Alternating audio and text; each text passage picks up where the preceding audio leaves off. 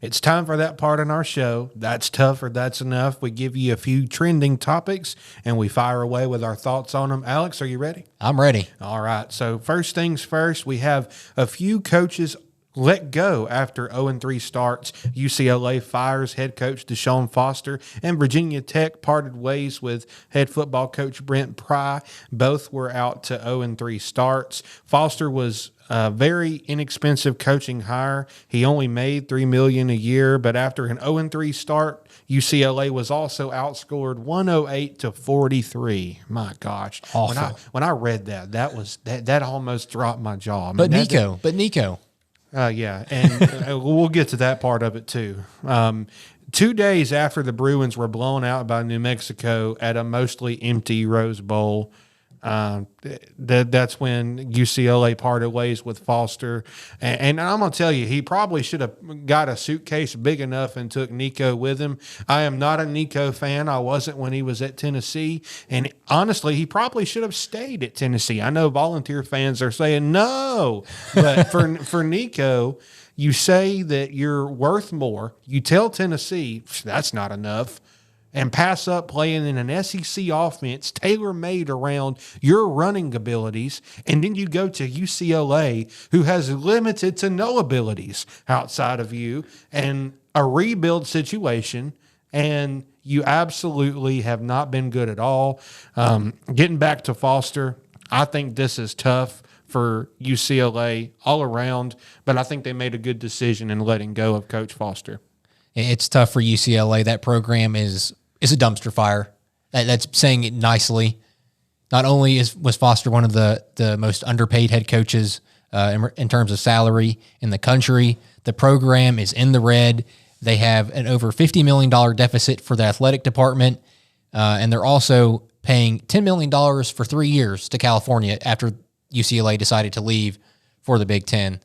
So they're just shoveling money into a furnace right now, burning it away. Nico didn't help him out, spending all that NIL money to get him to come to the program, for him to play awful. He has not looked good at all season long. Tennessee fans are thanking him for leaving after them getting Joey Aguilar from the trade. Aguilar looked pretty good against Georgia last week. Granted, he had a couple of mistakes here and there, but I would argue Nico would have made about 10 times more mistakes than Joey Aguilar made last week. Joey kept him in. Nico would have been the reason they lost. Yeah. But UCLA, who are you going to go get? You don't have money for your athletic department. You're a dumpster fire. Who's going to want to come and extinguish the fire of your program? I don't know. People say John Gruden. He fits that. Do you have the money to get John Gruden?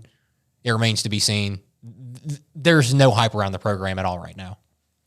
No, there's absolutely not. Another program kind of in the same boat, but with a little more to play with, I would say, and that's Virginia Tech letting go of Brent Pry. We talked about Pry last week, was actually one of our most responsive videos, so thank you guys for that. The Christmas cards will not be sent by the Pry family, especially now that he doesn't work for them anymore, to Virginia Tech. Virginia Tech not off to a great start this year, did have a few juggernauts to start the year. They went 1-2 in games under Pry, decided by one possession. 1-12. 1-12. I'm sorry, I do read that right. Yeah, that's dating back to last year. Not very good. Virginia Tech's first 0-3 start since the first year of Frank Beamer's 29-year run. Wow. Beamer, of course, ended his run in 2015.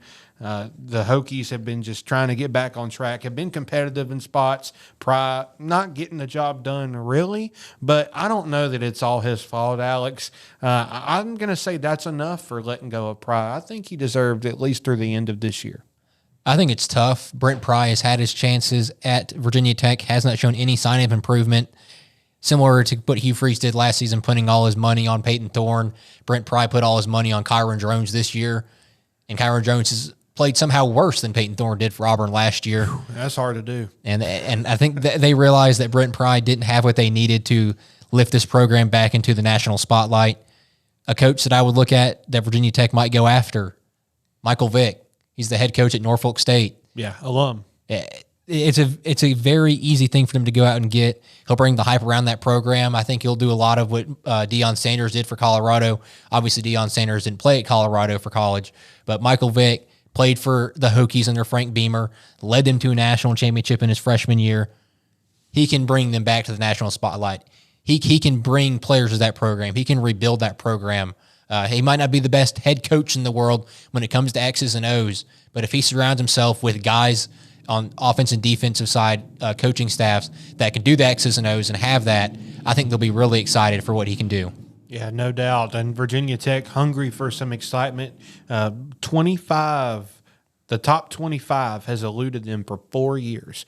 Moving on to our next point, the Cincinnati Bengals quarterback Joe Burrow, the star from LSU, will undergo toe surgery. Zach Taylor said on Monday it could sideline him for a minimum of 3 months. Alex, I know we both have several things to say on this, so I'll try to keep mine brief. With Burrow out for the majority of the season, they're going to turn to Jake Browning, and Browning may not be the worst backup quarterback bet. I mean, he can move the football, but this is such enough from the Bengals, and it's enough from small market teams refusing to invest in non-skilled players in general. Me and you talked about this offset going back to the Carolina Panthers with Cam Newton, and still now with Bryce Young, you've seen that protection fall apart and him being consistently hit. Joe Burrow was consistently not just hit, but kind of reminded me of Cam's tenure with Carolina. And yeah, he sought out a little contact, but a lot of blindside pocket hits because the tackles and guards were very, very bad. And that's what you have in Cincinnati. They've tied all of their money into Jamar Chase. No disrespect to him, obviously worth it. But then on the flip side, they have guys making 10 to 15 more than guys with similar stats, million more than guys with similar stats on the defensive side of the football. They have not invested their money well, and they don't have enough to go out and sign a big-name offensive lineman. You're going to have to go get this man some help in the draft before you kill your star quarterback, and who I think is a top 5 face of the league as a quarterback position. I'm high on Joe Burrow, and I'm very, very upset at what happened to him. I think this is enough of the Bengals. It's enough for the Bengals. I'd have to agree with you, KJ. I knew Joe Burrow was screwed when the Bengals drafted Jamar Chase over Penei Sewell. And it's nothing against Jamar Chase because he's one of the best, if not the best receiver in the NFL right now. But you have Penei Sewell sitting right there, a franchise cornerstone offensive tackle. Those only come around once in a while. The Bengals are only going to be in that situation to draft that high to get a Penei Sewell type talent, really that one time, and they didn't do it. They got Jamar Chase. And I would argue getting Jamar Chase was not the smartest thing.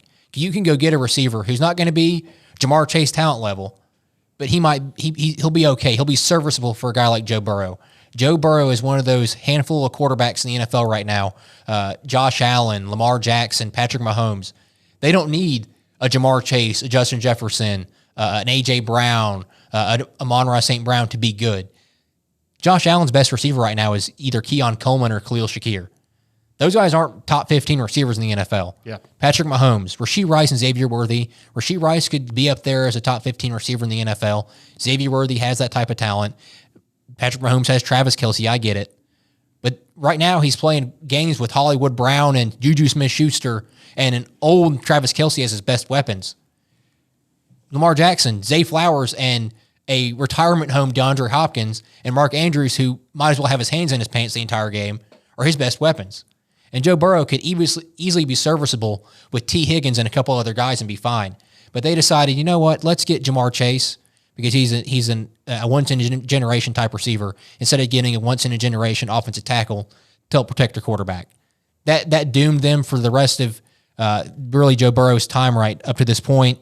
Since drafting Joe Burrow, the rankings for their protection for him, pass protection, 29th in 2020, 30th in 2021, 30th in 2022, 27th in 2023, 32nd in 2024, and 28th to start 2025.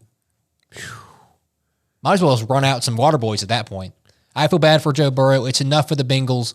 They have to figure out the offensive line issues if they're ever going to be able to get back to the Super Bowl. Yeah, I couldn't agree more. Cincinnati, you got to understand, you need guys at the level to make plays down the field, but if you don't have guys to protect the guy that gets the ball down the field, he'll never get the ball down the field. I mean, that's kind of a common sense. I mean, just think about the Super Bowl. Jamar Chase is wide open down the football field. Can't get it to him. Can't get it to him because Joe Burrow's in the backfield getting laid into by Aaron Donald. Running for his life like Forrest ran for Jenny. I'm telling you. It was really bad at times for Joe. I hate to see him go. Wish him a speedy recovery. Last segment, President Donald Trump slammed the NFL's new kickoff rule on Monday, calling it sissy football.